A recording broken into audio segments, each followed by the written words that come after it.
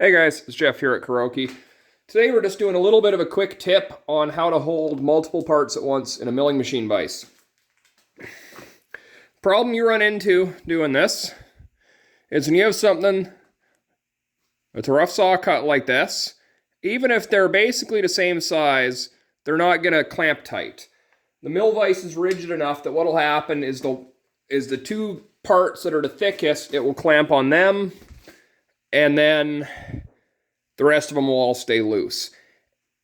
The second problem you have with saw cut parts like this is there isn't that much contact area, and they tend not to hold in a vise that well anyways. This trick can help with both of them. This is nothing new or revolutionary. People have been doing this for 100 years and all different kinds of materials. I'm just going to share a couple that work really well. Essentially, what you need is something to go in between the moving vise jaw and the parts that is high friction, is compressible enough to take up the space and imperfections in the surface, and has a high enough compressive strength that you can still clamp the parts firmly. So this eliminates things such as rubber or sheet lead, which have too low of a compressive strength and you can never hold the part sufficiently well. It also eliminates things such as brass shim stock, which are too hard and generally, unless the part is really close, won't compress enough and will not hold the part firmly. One I've seen a lot of guys use over the years are plastic zip ties. These work okay. The friction of them is lower than I would like, and there isn't that much surface area. So for light duty work, these are just fine. They're cheap, easy, they're in a ready-to-use form factor, but they're not my favorite. Another one I've seen a lot of guys use is aluminum TIG welding filler rod or stripped copper wire. These are kind of on par with the zip ties. They work okay, but not great. They don't have very much contact, and again, mostly for light duty work. My preference is cardboard.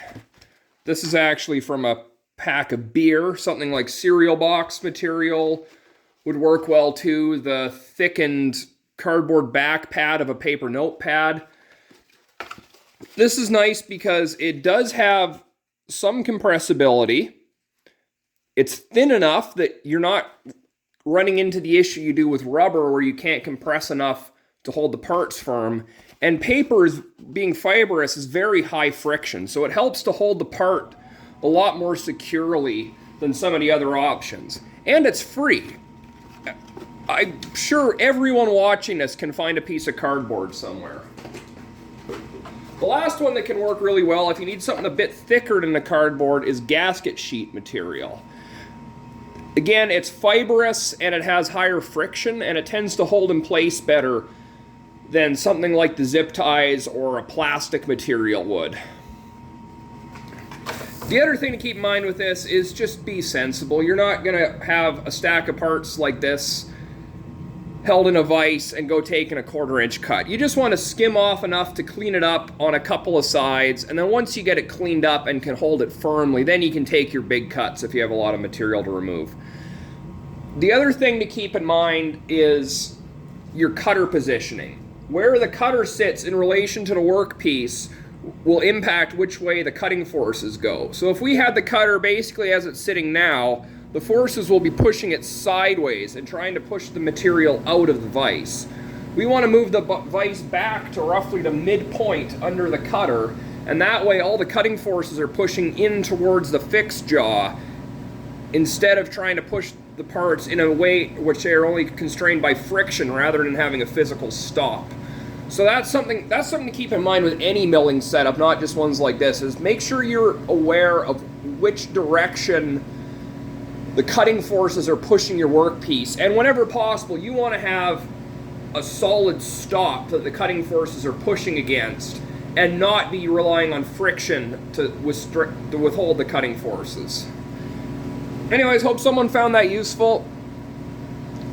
We'll have some more longer form videos and back to our cast iron series in the coming days. Thanks y'all for watching. Have a good day.